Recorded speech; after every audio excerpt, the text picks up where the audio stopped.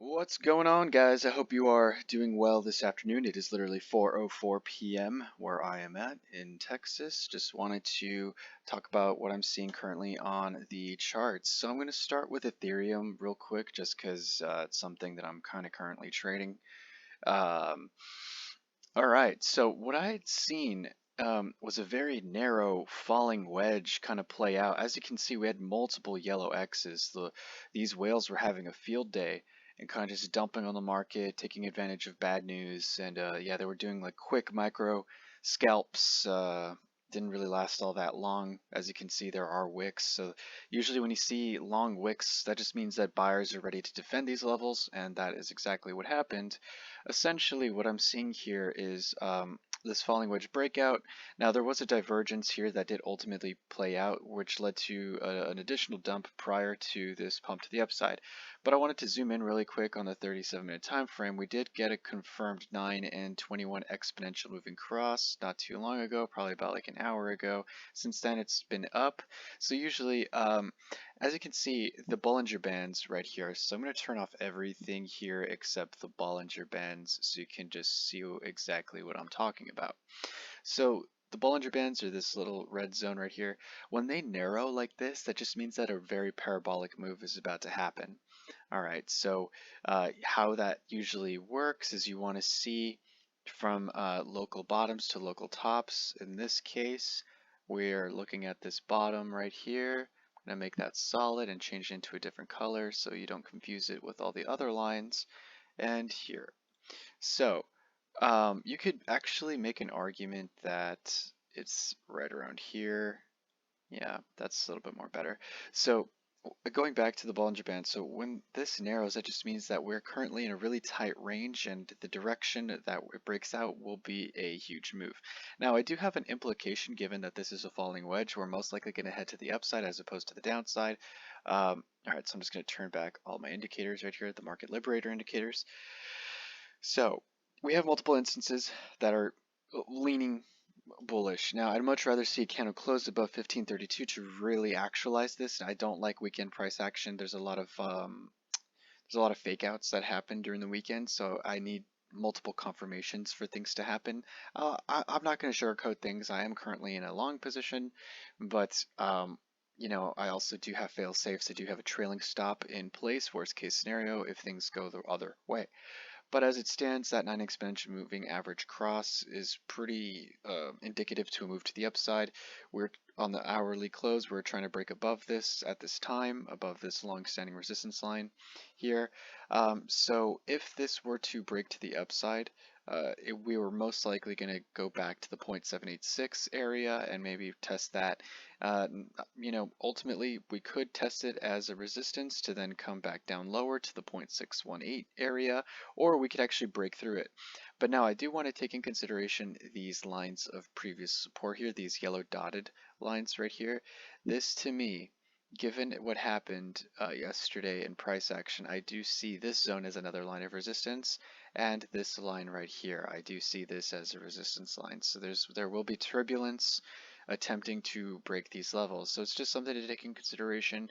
I think it's mostly a choppy zone. If you have a grid bot, not financial advice, but if you have a grid bot, now is a great time to use it. If you don't have a grid bot, you know what? You can DM me. I'm happy to help you set one up. All right. Anyway, all right. So I'm going to go to the S&P 500 really quick. I want to talk more so macro here. It's closed out here, but something to take in consideration. The last candle close here on the daily, unfortunately, we lost this area that we wanted to flip as support here. There's still a battle to be had. The 21 exponential moving average currently is still at a potential support line, but ultimately we do have multiple crossing areas. Usually when lines do cross, that you can deem this as a potential support zone to take in consideration. I don't really trade stocks. I mostly look at the S&P 500 as kind of like a precursor to the crypto overall trends. So losing this area as potential support was unfortunate, so I'm going to put it yellow. But ultimately, we did create a high versus the previous high. That's indicative to an upward trend still.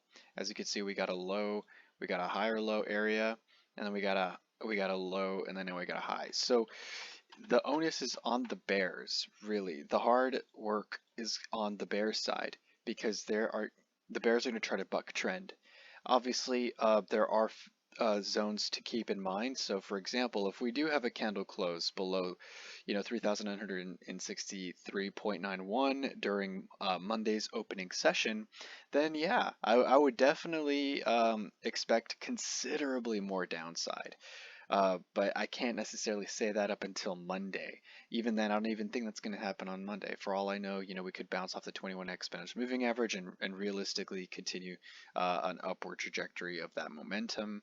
But ultimately, like I said before, we have bullish cases. We have a break of this long-standing resistance line right here, flipped it as support last week, and a little over last week, a little couple more days after that. The 9 exponential moving average unfortunately has been lost as a support line. Usually when that happens, we do get a choppy time period, and ultimately we do get a breakdown, and then we do reset the momentum oscillators. Now let's go to the momentum oscillators. So we did get a sell signal 1, 2, 3, 4 days ago, and so far, yeah, it has been a little bit down in terms of the overall market momentum is heading to the downside. Realistically, given that the money flow is super duper thick, I'm expecting sideways, frankly, until we do get that buy signal. I'm waiting for something like this to take place for a new long position, if you ask me.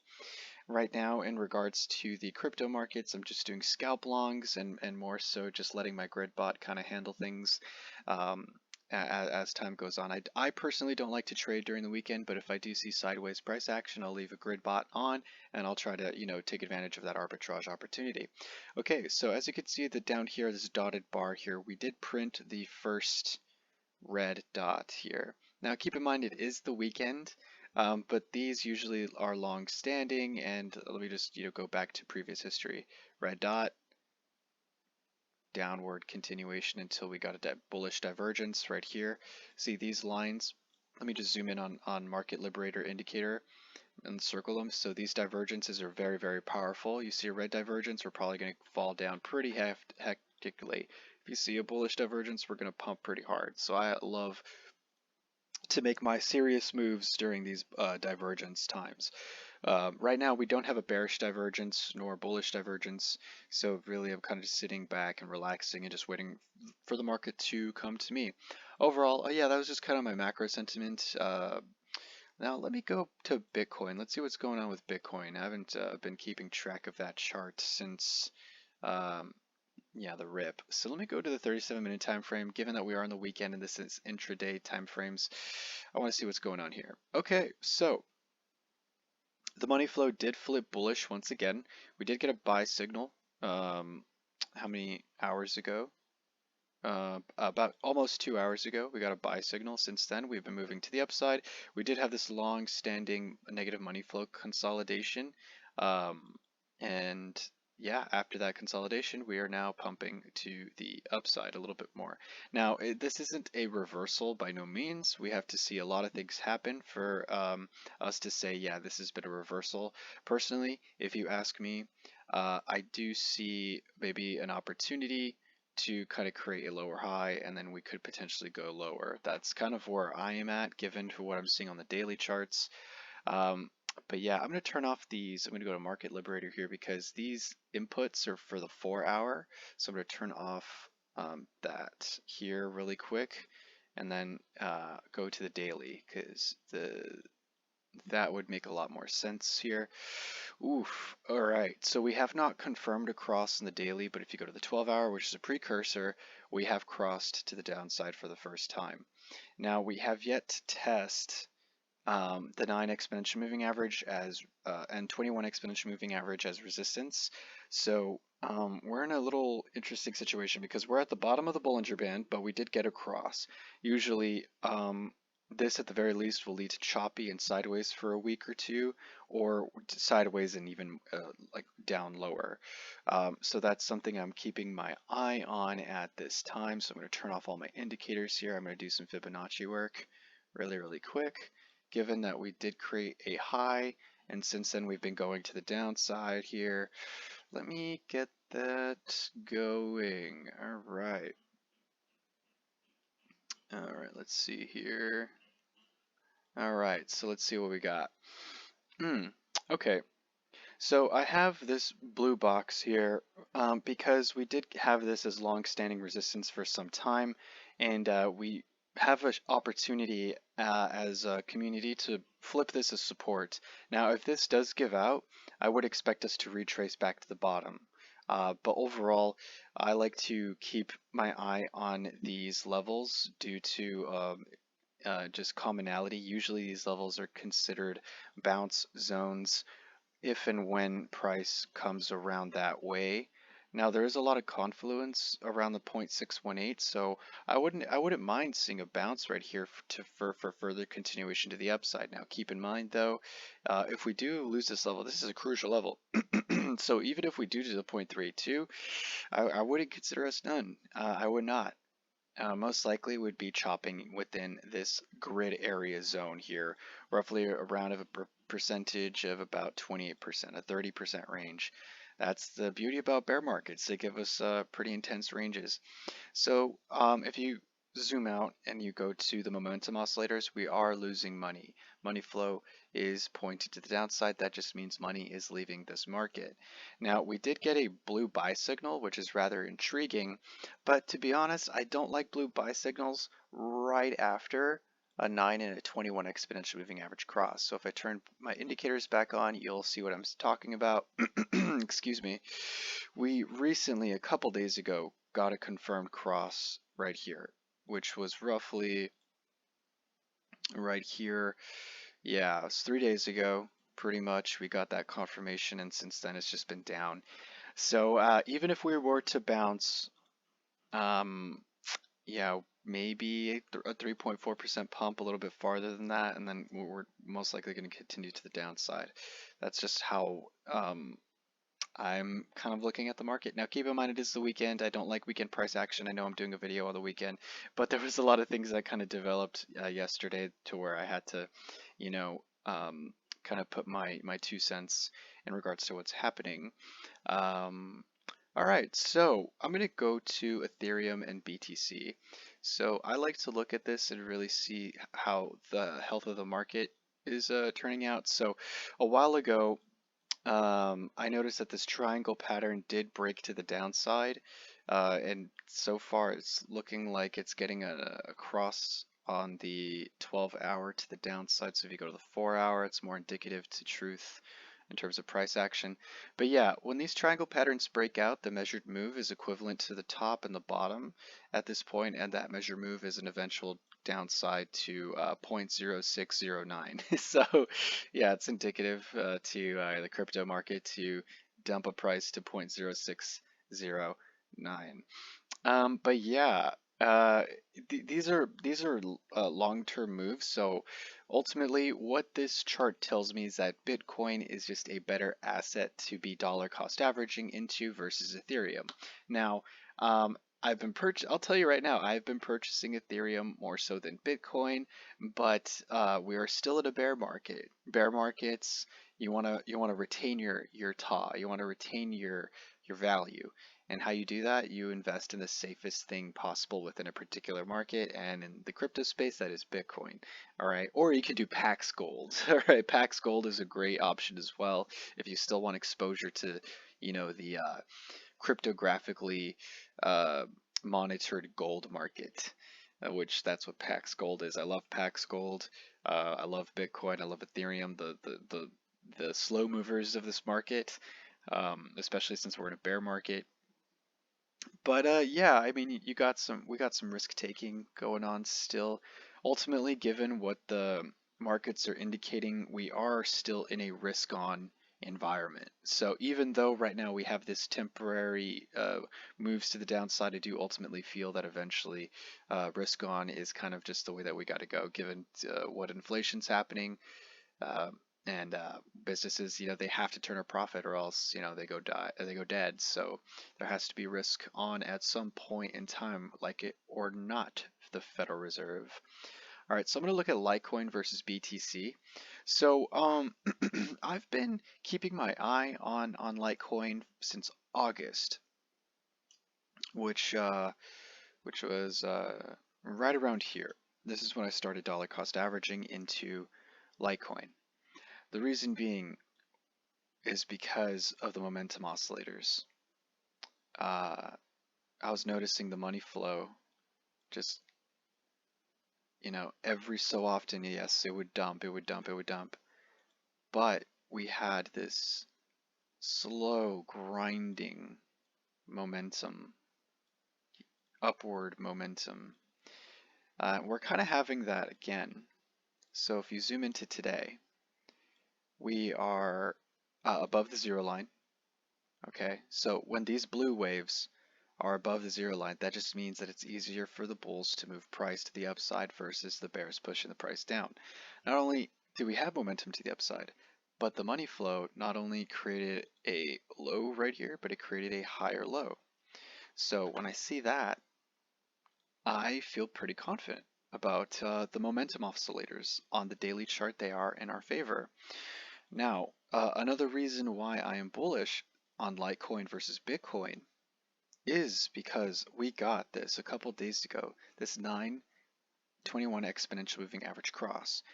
Now, the Bollinger Bands are a support and resistance line here. So we had gotten that cross right around here, and we pumped 9%, but we immediately fell down the next day. Why? There was a lot of sell orders right here. People line their sell orders where these Bollinger Bands are, so you have to be very careful. But once the 9 and the 21 are considered support, and as you can see, we got a wick to the downside, and the 9 exponential moving average has been acting as a support line. So yes, we are, in my opinion, going to be chopping in between this area, and eventually, in my opinion, moving more to the upside. Now, we had a instance right here where we had a low and another low, and we have a pretty defined top side right around here. I don't know if you can hear this slamming or whatever. There's a guy hammering away over there. But anyway, here we're having an instance we could have a W pattern. Essentially, W patterns are very bullish, and I did the measured move breakout target to 0.005756. So I'm already locked in. I've had my position since August, but I do feel like there will be continuation to the upside, a 32% pump from the current price action. So I feel pretty confident that, all else being consistent, I do feel eventually we will consolidate and hit this line. Now, it's not guaranteed.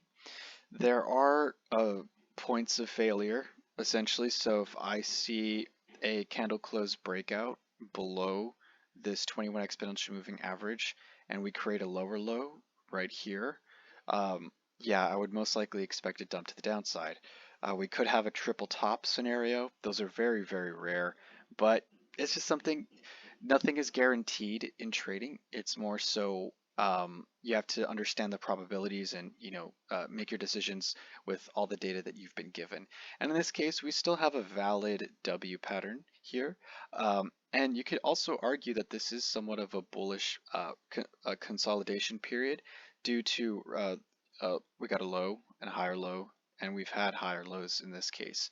So a potential double bottom opportunity as well. So this is something to keep an eye on. I love Litecoin for 2023. I do think it will surpass Bitcoin in terms of production, given that the halving cycle of Litecoin is literally like 200 days prior to the Bitcoin cycle. So the momentum is on Litecoin's side in this instance. All right, so I kind of talked about quant a little bit here and there. We are kind of getting something what I was talking about. Essentially, a lot of indications come to this area because this was kind of a resistance area for some time. Um, Now we're above it, and we're kind of attempting to have a couple bounces from here. Um, Personally, I do feel that there may be some potential of continuation to the downside for QNT. I would expect a bounce around 0.005569, to be honest. If we don't see a 21 and 9 and 21 exponential moving average cross play out.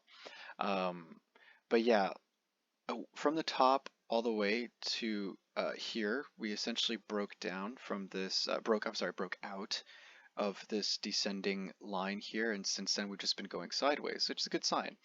Um, so far, I am still a fan of QNT moving forward versus Bitcoin. Essentially, my mindset is if you're investing into anything, in the crypto space, it has to outpace Bitcoin. It has to outpace Ethereum.